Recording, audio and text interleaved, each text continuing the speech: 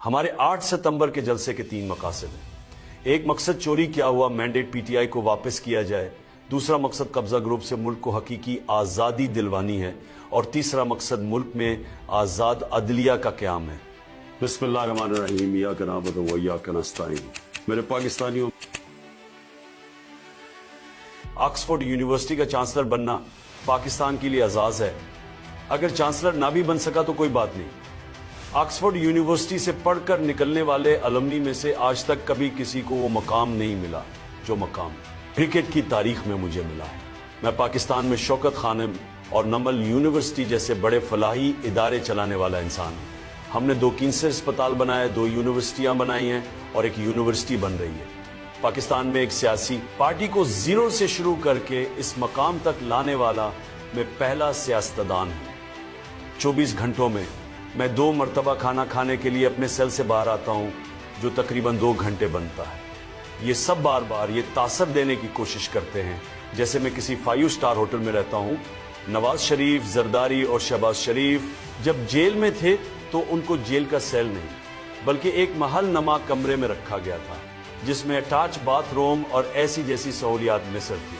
مجھے تو ایک چھوٹی سی کوٹھڑی میں رکھا گیا ہے جس کے ساتھ جوڑی ہوئی دیوار اس چکی کی ہے جس میں سزائے موت کے قیدیوں کو رکھا جاتا ہے۔ مجھے جیل کی اس چکی میں ایک پنکھا ملا ہوا ہے۔ جب شدید گرمی ہوتی ہے تو یہ سیل اوون بن جاتا ہے۔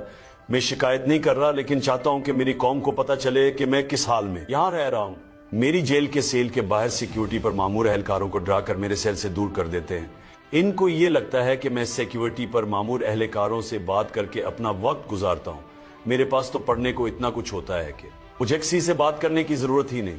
مجھے تو ایسے لگتا ہے کہ میں نے یونیورسٹی میں پھر سے داخلہ لے لیا ہے۔ زندگی میں اپنی مصروفیت کی وجہ سے میں جو مطالعہ نہیں کر سکا، اللہ نے مجھے اب موقع دیا کہ میں اب اس کو پورا کر سکوں۔ جیل میں مطالعہ کر کے اللہ نے میرے علم میں جو اضافہ کیا ہے، مجھے تو اس کا اندازہ ہی نہیں تھا، لیکن ان کو یہ لگتا ہے کہ اس طرح کے حربے استعمال کر کے یہ مجھے جیل میں تنہا کر دیں گے۔ اللہ پر ایمان انسان کا خوف ختم کر دیتا ہے۔ اللہ تعالیٰ قرآن میں فرماتا ہے کہ جب تم ایمان لاؤ گے تو میں تمہارے خوف ختم کر دوں گا۔ میرا یہ ایمان ہے کہ زندگی اور موت اللہ کے اختیار میں ہے۔ اسی ایمان کے ساتھ آخر تک مافیا کے خلاف ڈٹا رہوں گا۔ خواجہ آصف نے فوج کو جتنا برا بھلا کہا کسی نے نہیں کہا۔ آج تک فوج کے خلاف جتنی بھی تقاریر کی گئی ان میں خواجہ آصف کی تقریر پہلے نمبر پر ہے۔ پہلی مرتبہ حمود الرحمان کمیشن رپورٹ کا احسن اقبال نے بتایا۔ احسن اقبال نے فوج سے متعلق کہا تھا یہ ریاست کے اندر ریاست ہے۔ وہ یہ بھی کہتے رہے ہیں کہ پاکستان میانمار بننے جا رہا ہے۔ 9 مئی ان کی انشورنس پالیسی ہے۔ 9 مئی ختم ہوا تو ان کی حکومت اور سیاست دونوں ختم ہو جائیں گی۔ جب بھی مذاکرات کی بات ہوتی ہے یہ 9 مئی کا شور مچانے لگتے ہیں۔